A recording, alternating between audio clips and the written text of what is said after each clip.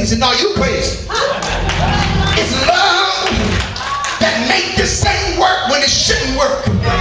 You know God is in it when it's got holes in it, but yet it floats and doesn't sink. You know God is in it when it's all torn up, but it's keep on flourishing. You know that God is in it when it ain't that which is popular. Slap somebody, tell them I'm only here because God is in it. I would have walked away from the church 40 times,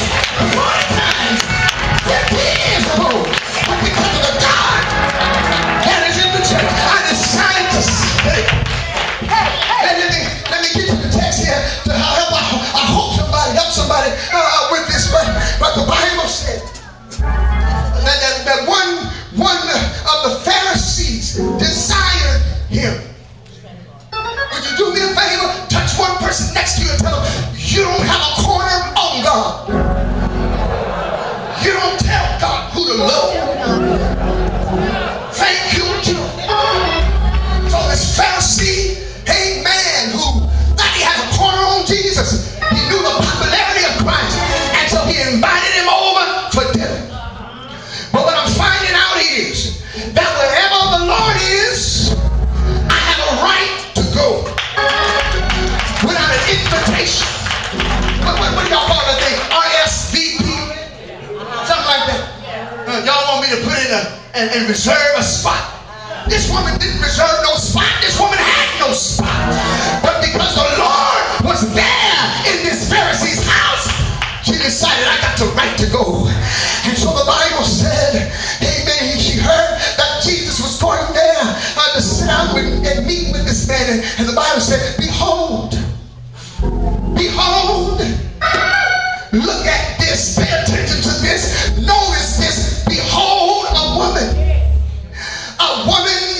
in the city which was a sinner. It amazes me how in church we still got our slanted eyes against sinners. When the fact of the matter is all of us set up in here sinners. But God said, that's all right. I bid you to come to my supper because I got something for you. Y'all don't understand the law. Righteous folk didn't normally eat with sinners.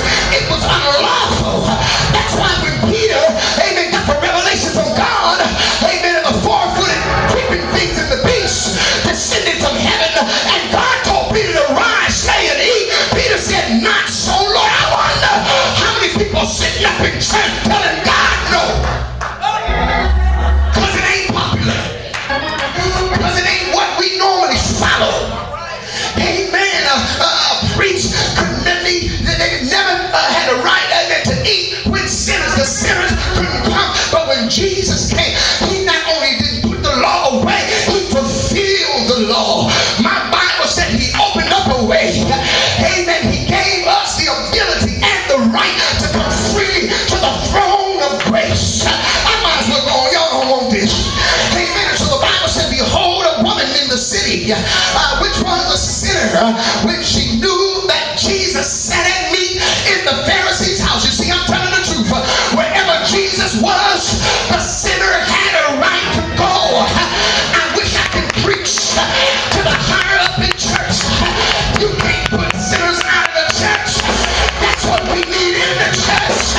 You walk in sinful, but you leave here clean. But the blood washes away everybody's sin.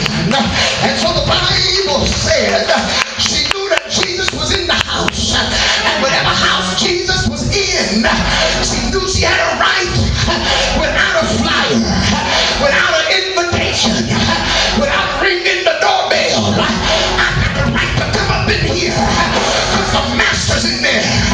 And you got ushers at the door talking about you can't come up in here with that short skirt. But Jesus said, I don't care how short. Come up in here. Once we wash you, you'll go buy the rest of it. So you can come up in here and get what I got for you. So the Bible said she found out the master was there. And when she found out the master was there, she decided, pray for me, I'm going to preach how I want. She decided, I'm going for it all today. I'm tired of being lewd.